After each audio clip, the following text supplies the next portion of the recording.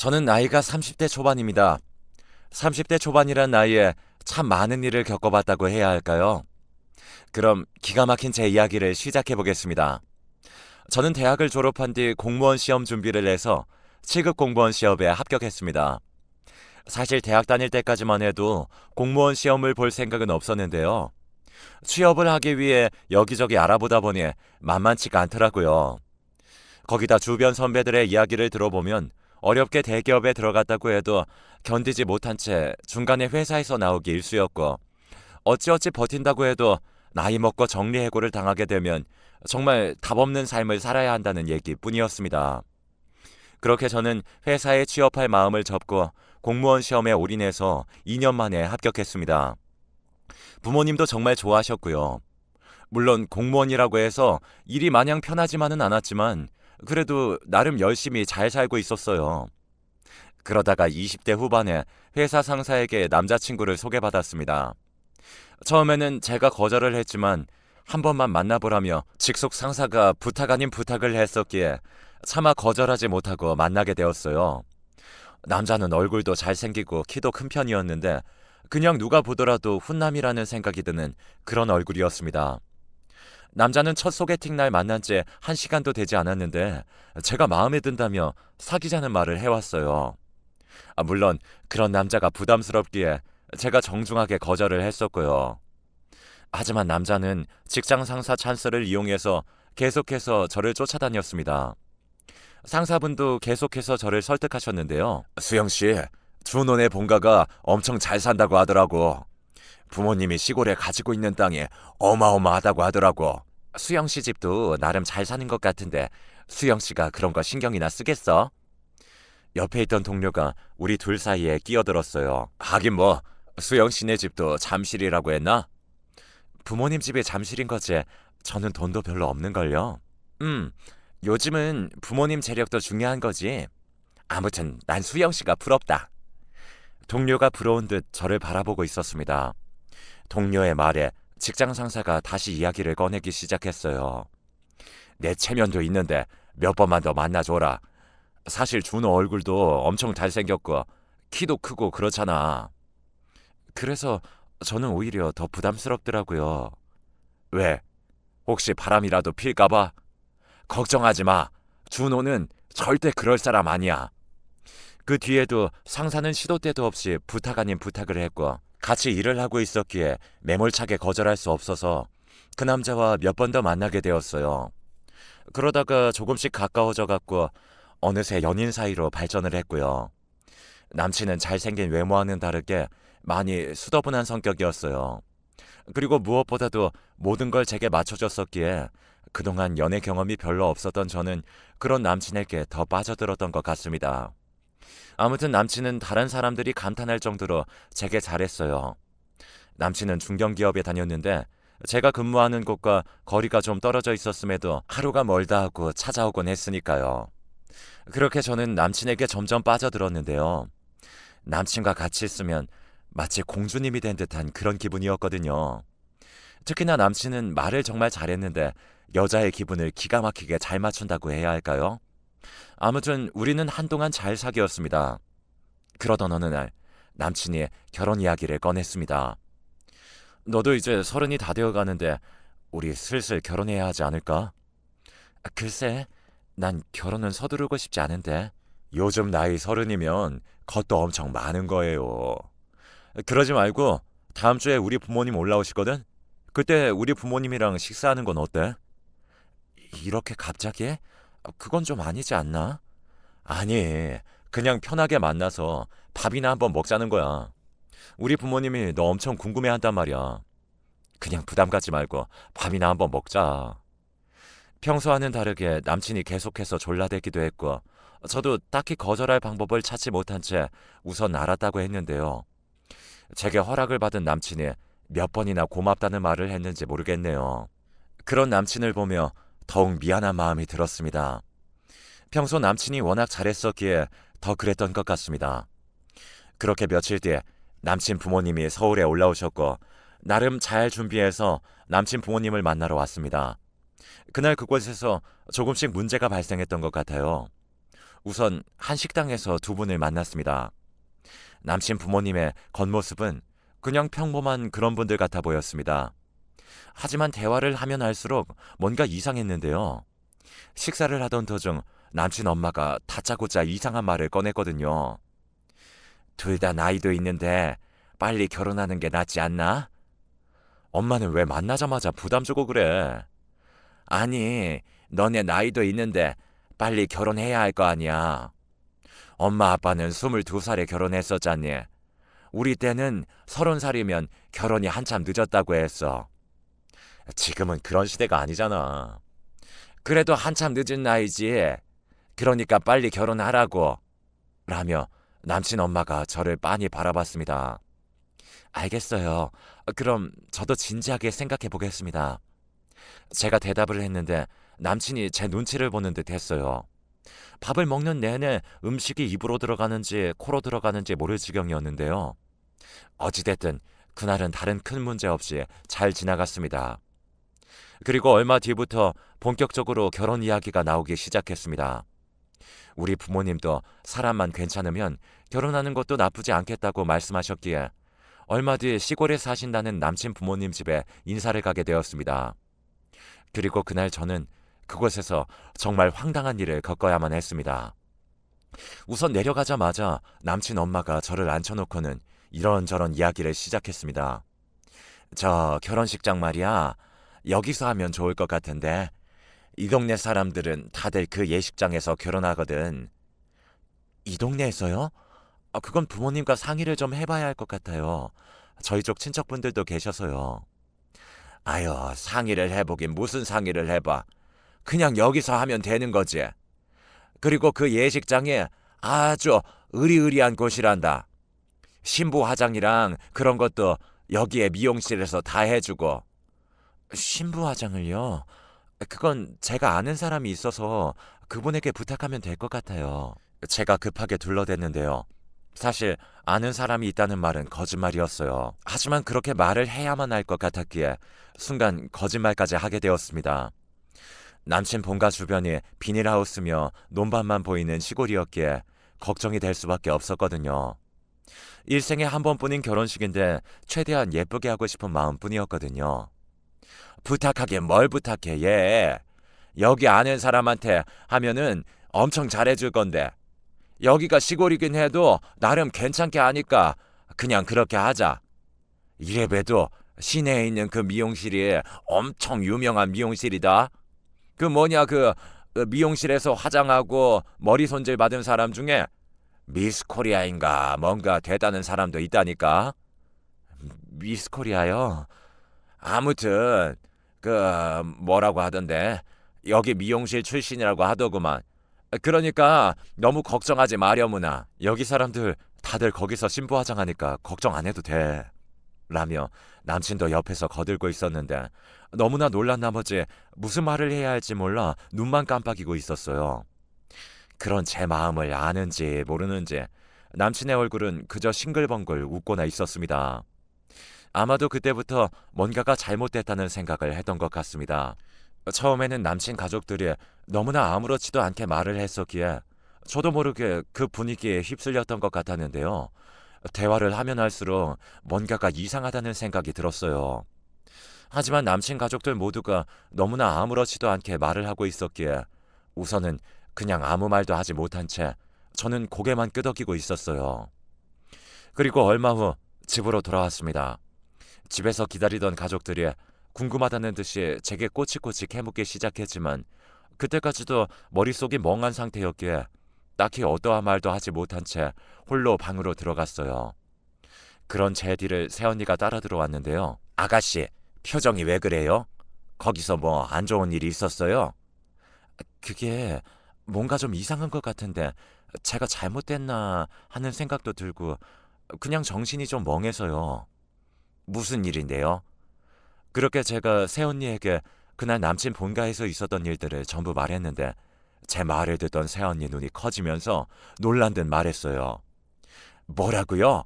그러니까 결혼식장부터 신부 화장까지 다 그 동네에서 하라고 했다 그 말인 거예요?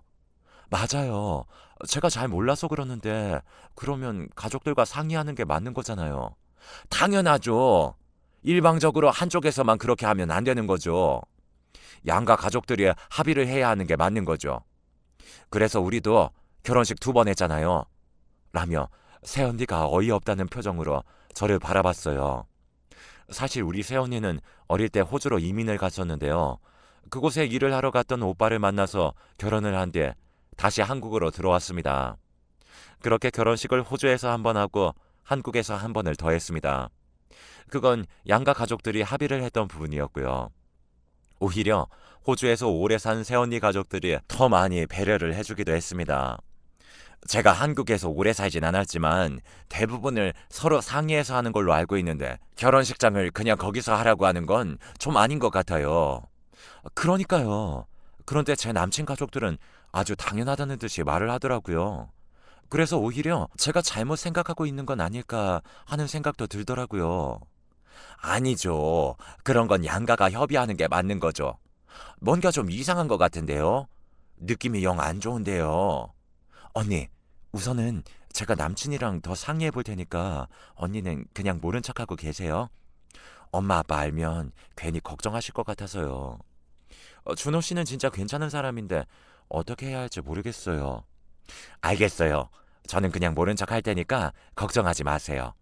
그리고 혹시 도움 필요하면 저한테 말해주세요. 제가 적극적으로 도와줄게요. 저는 무조건 아가씨 편인 거 알죠? 고마워요, 언니. 새언니가 저를 꼭 안아주고는 거실로 나갔습니다. 새언니의 성격은 쾌활하고 또 쾌활한, 한마디로 뒤끝이 없는 그런 성격이었습니다. 절대로 남의 말을 함부로 하지 않는 신중한 사람이기도 하고요. 다른 집을 보면 새언니와 사이가 좋지 않다고 하는데 새언니와 저는 사이가 좋은 편이었어요. 물론 처음에는 저도 새언니 성격 때문에 한동안은 거리를 뒀었는데요. 가끔 앞에서 직설적으로 말해서 놀라기도 했지만 원래 성격이 그랬기에 이제는 가족 모두 익숙해져 있었고요. 새언니의 성격 중 가장 특이했던 부분이 말을 할 때마다 행동이 많이 큰 편이었어요. 제스처를 워낙 크게 하다 보니 그 모습이 낯설기도 하고 약간은 웃기기도 했어요. 아무튼 저는 그런 새언니와 사이가 좋은 편이었기에 고민거리가 있으면 새언니와 상담을 하곤 했습니다. 그날도 남친 집에 다녀오고 난 후 머릿속이 정리되지 않아서 새언니에게 말을 했던 겁니다. 그렇게 저는 며칠 동안 많은 생각을 해야만 했어요. 부모님께 어떻게 말해야 하나 고민만 하고 있었거든요. 그러던 어느 날 새언니가 뜬금없이 제게 전화를 했어요. 아가씨, 내가 생각해봤는데 그 준호 씨 본가 말이에요. 거기 같이 한번 가볼까요? 네? 본가로요? 거길 같이 가요? 아니, 결혼식장도 그렇고 마냥 좋은 곳이라고 했다면서요. 준호 씨한테 거기 어딘지 한번 물어봤다가 같이 가보자는 말이었죠. 정말 괜찮은 곳이라고 말했다면서요. 그래도 굳이 거기까지 갈 필요가 있을까요? 아니죠. 지금 아가씨 마음이 갈팡질팡하고 있으니까 직접 가서 눈으로 확인해보자 그 말인 거죠. 준호 씨 어머니 말씀처럼 정말 좋은 곳인지도 모르고요. 진짜 어떻게 할지 모르겠네요. 준호 씨 부모님 결정에 마음에 들진 않는데 그렇다고 헤어질 용기도 없고요. 그니까 가서 확인 한번 해보자는 거잖아요. 가서 보고 식장이 괜찮으면 어머님 아버님 잘 설득하면 되잖아요. 제가 옆에서 도와줄게요. 새언니가 계속해서 저를 설득했고 그 주 주말에 새언니와 함께 남친 본가로 내려갔는데요.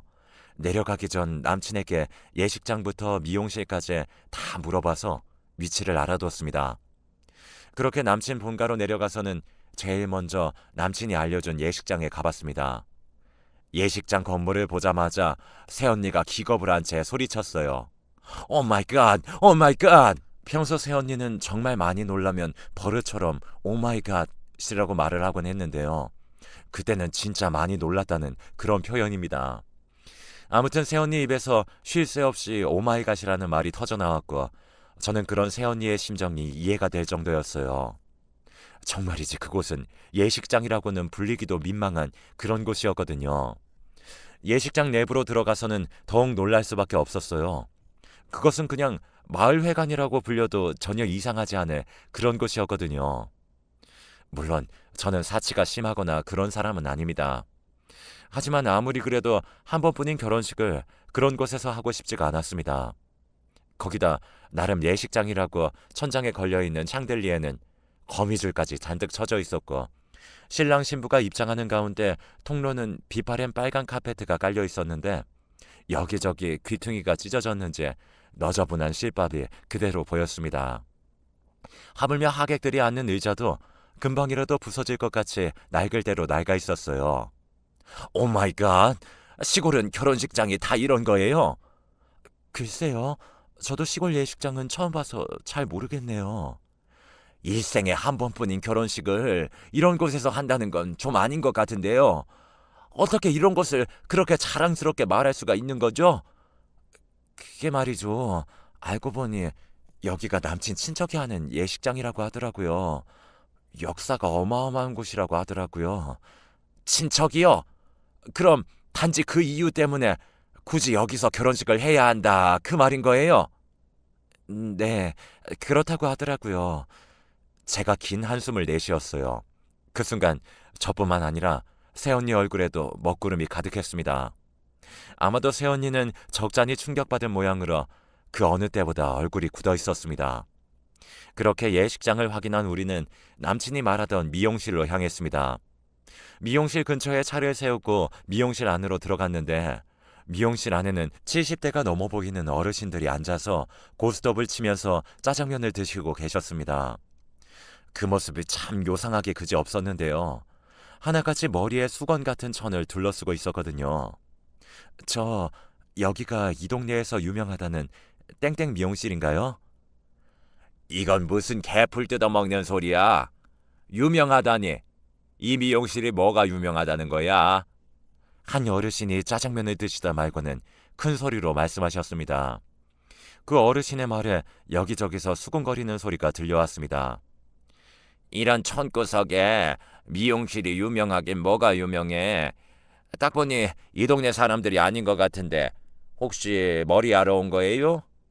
아니, 저희가 듣기로는 여기 미용실에서 미스 코리아가 나왔다고 들었거든요. 뭐? 미스 코리아? 지나가던 개가 웃겠구만. 한 어르신이 큰 소리로 웃으며 말씀하셨고, 지켜보던 다른 어르신들도 한마디씩 하기 시작했습니다. 아, 왜? 그게 있긴 있었잖아. 전에 대추 아가씨인가 포도 아가씨인가 뭔가 출전시킨다고 몇 날 며칠을 공을 들였던 거. 아, 그때 그거. 근데 여기 사장 있을 때는 그 말 절대 입에 올리지도 말어. 그때 여기서 머리하고 화장하고 나갔다가 개망신 당하고 완전 웃음거리 됐었잖아. 그래서 그 집 엄마랑 여기 사장이랑 머리끄댕이 잡고 난리도 아니었지. 맞네. 그랬었지. 그때 그 일 때문에 동네가 한바탕 발칵 뒤집어졌었잖아. 그런 일이 있긴 있었는데 그건 왜 묻는 거요? 어르신들이 일제히 우리를 쳐다보고 있었습니다. 오 마이 갓. 새언니의 입에서는 그 말이 그만 터져나오고 있었습니다. 뭐요? 생긴 건 한국 사람인데 미국인이었던 거야? 그러게, 영락없이 한국 사람처럼 생겼는데들 미국 말을 참 잘하는구만. 근데 여기 사장은 아까부터 어디 간 거야? 내 머리를 똘똘 말아놓은 지 몇 시간은 된 것 같은데 왜 아직도 안 오는 거야? 대체 어딜 간 거야? 그야 뻔하지 않겠어. 또 어디서 막걸리 마시고 있겠지. 막걸리 마시고 운전하면 음주운전이고, 막걸리 마시고 파마하면 음주 파마 아니야? 걱정 하덜덜 말어. 막걸리 3병 마시고도 뽀글이 파마는 아주 기가 막히게 하더구만. 어르신들이 미용실이 떠내려가라 웃고 있었어요. 그 순간 새언니의 입에서 다시 오마이갓이 터져나왔습니다. 제가 그런 새언니를 잡아 끌고는 급히 그곳을 나왔어요. 아가씨, 뭐 이런 데가 다 있어요? 너무한 거 아니에요? 그러게요. 저도 지금 충격이 이만저만이 아니네요.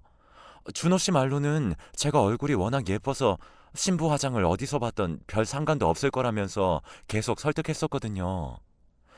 미용실을 다녀왔던 제가 정신이 반쯤 나간 채 중얼거리고 있었는데 그 전까지도 어떻게 해야 하나 그러한 멍청한 생각을 하고 있었던 제 자신이 한심하기까지 하더라고요. 그곳은 제가 생각했던 그런 것하고는 전혀 다른 그런 세상이었거든요. 그렇게 새언니와 제가 정신 나간 사람 마냥 멍하니 서 있었는데요. 저 멀리서 누군가 저를 부르는 소리가 들려왔습니다. 자세히 보니 남친 부모님이었어요. 너 혹시 소영이 아니냐? 니들 오늘 내려온 거냐? 아니, 그런 건 아니고 바람도 쐴 겸 결혼식장 한번 보려고요. 결혼식장? 그래서 봤니? 괜찮지? 이번에 최 씨 아저씨 딸도 거기서 결혼식 했는데 아주 어마어마했다. 근데 옆에 있는 분은 누구시니? 아, 저희 새언니예요. 새언니? 그럼 사돈이구나. 둘 다 밥 안 먹었지? 우리도 지금 밥 먹으러 가던 참인데 같이 가서 짜장면 한 그릇씩 하자꾸나. 짜장면이요? 저희는 괜찮아요. 지금 속도 안 좋아서요. 미안해하지 말고 그냥 따라와. 여기 짜장면집이 아주 기가 막히거든. 남친 엄마가 제 팔을 잡아 끌었고 새언니와 저는 얼떨결에 두 분을 따라서 짜장면 가게로 들어갔습니다. 그때까지만 해도 그 안에서 어떤 일이 일어날지 상상도 못하고 있었답니다. 아니죠. 오히려 그 짜장면 가게에 따라 들어가길 잘했다는 생각마저 들었어요. 그 짜장면 가게에서 제 마음이 더 확고해졌거든요. 우선 자리에 앉은 남친 엄마가 짜장면 4그릇을 시켰고 곧 짜장면이 나왔습니다. 나무젓가락으로 짜장면을 쓱쓱 비벼서 한 입 가득 넣고 씹으며 남친 엄마가 큰 소리로 물었어요. 거기 예식장은 봤지? 너도 가서 봤겠지만 그 예식장이 다 좋은데 말이다. 거기서 음식을 따로 준비해주지 않거든. 그래서 음식을 집에서 해가야 하거든. 네? 음식을 집에서 해가야 한다고요? 출장 뷔페나 그런 것도 많은데? 아니지. 그런 거 부르면 비싸지 않냐. 그냥 집에서 만들어서 손님을 대접하는 게 제일 낫지. 그래도 그 예식장 지하 1층에 밥 먹을 수 있는 운동장만한 장소가 있어서 얼마나 다행이니. 남친 엄마가 아무렇지도 않게 말을 하고 있었어요. 그런데 옆에서 듣고만 있던 새언니의 입에서 다시 큰 소리가 터져 나왔습니다. 오 마이 갓! 뭐야? 네 새언니 미국 사람이냐? 왜 미국 말을 하냐? 그게 새언니가 호주에서 살다 왔거든요. 그래? 참 요상스럽구나. 그건 그렇고 말이다. 그렇잖아도 내가 너한테 말하고 싶은 게 있었는데 좀 전에도 말했듯이 우리가 음식 준비를 해야 하잖니. 그래서 말인데 결혼 전에 네가 먼저 내려와야 할 것 같다. 한 이틀 전에 내려와서 음식하는 거 도와야 할 것 같다. 네? 그러니까 제 결혼식 날 하객들이 드실 음식들을 직접 마련하라 그 말씀이신 거예요? 그렇지. 그럼 그 많은 음식을 나 혼자 어떻게 만드냐? 물론 친척들이랑 동네 사람들이 도와주긴 하겠지만 너도 일찍 내려와서 도와야 우리 체면이 서지 않겠냐. 어차피 신부 화장도 여기 미용실에서 할 것 아니니. 그러니 한 이틀 먼저 내려오거라. 남친 엄마가 눈 하나 깜빡이지 않고 말했어요. 그리고 그 순간 식당이 발칵 뒤집어졌습니다. 오 마이 갓! 옆에 있던 새언니가 벌떡 일어났는데 어찌나 놀랐던지 식당 테이블이 들썩일 정도였어요. 그 바람에 테이블 위에 있던 짜장면 그릇이 남친 부모님 무릎 위로 와르르 쏟아졌고 남친 부모님은 화들짝 놀라서는 새언니에게 소리쳤습니다. 아니, 한국 사람이 한국말을 해야지. 별스럽게 자꾸 미국말을 하고 난리야. 우리 결혼 못합니다. 아가씨, 그만 가요.